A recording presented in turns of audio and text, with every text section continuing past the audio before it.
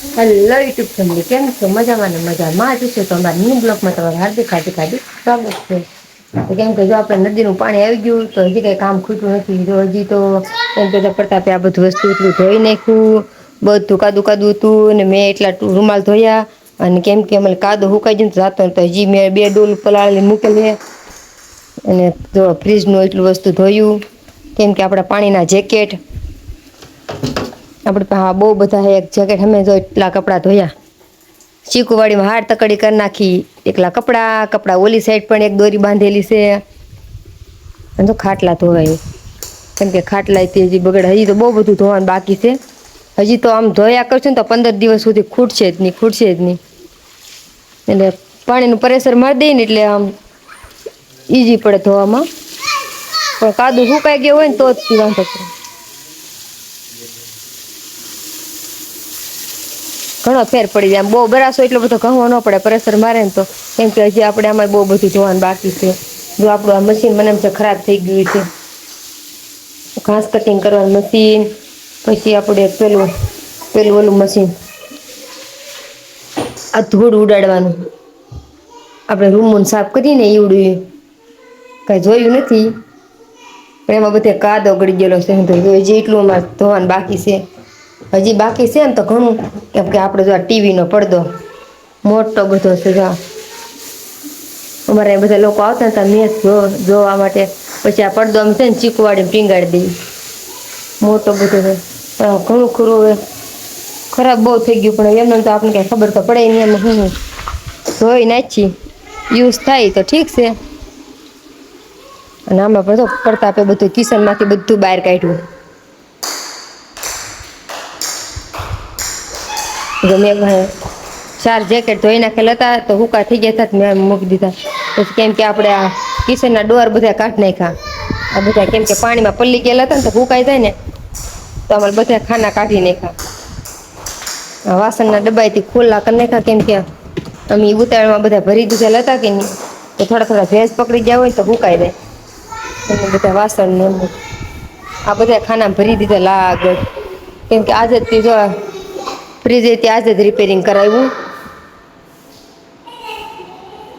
આજ ફ્રીજ વાળો આવ્યો તો આ ફ્રીજ પછી મારો વાળો ફ્રીજ બે ચાલુ કરાવી નાખ્યું.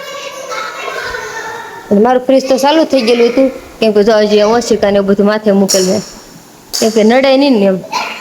લાલ કલર ના છે આપડા ગજીપન સોફા ના છે. અને બીજાના કવર કાઢી કાઢીને ધોવા આપી દીધેલા હતા. છોકરા હજી બીજું ઘણું ખરું તો આમ પડ્યું છે. ખુરશી ટેબલ ને એવું બધું.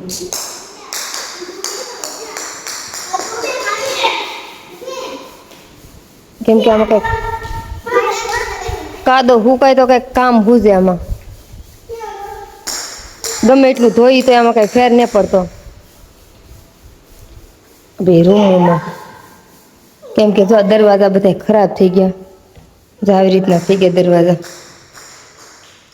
કેમ કે પાણી ભીરું રહ્યું ને આમાં એની હિસાબે ખરાબ થઈ ગયા.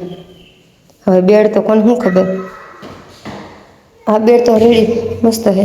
અમુક બેડ જે પતલા હતા ને એ થોડા ખરાબ થઈ ગયા. દિવાલો બધી તો આ દરવાજો પણ હાવ ખરાબ થઈ ગયો એનો.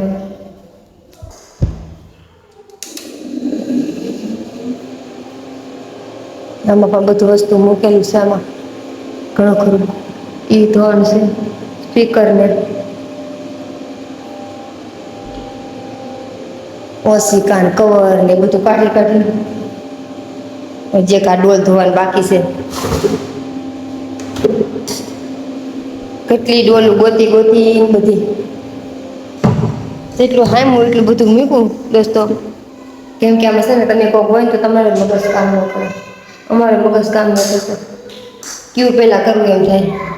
ઘડીક આ કરવું ઘડીક ઓલું કરવું. આવું છે ત્યારે.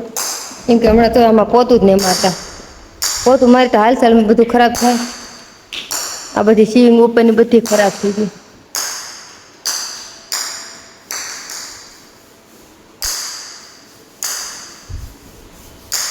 બધું પીળું. હું તો જો પાછી ડોલ લઈને આવી એક. જો પ્રતાપ ઘસે. બાથરૂમ સાફ કરવાના પીસેથી મંડાણા. કેમ લાગે સાફ થઈ જાય છે? એમ ઘડી કરવા ન થાય એટલી. એવું થાય. એ તો વરસાદમાં મૂકી દેવું થોડા થોડા ધોવાણા કરશે. મિત્રો અમારો બ્લોગ ગમ્યો હોય તો લાઈક કરજો, શેર કરજો, સબસ્ક્રાઈબ કરી દેજો. Bye bye.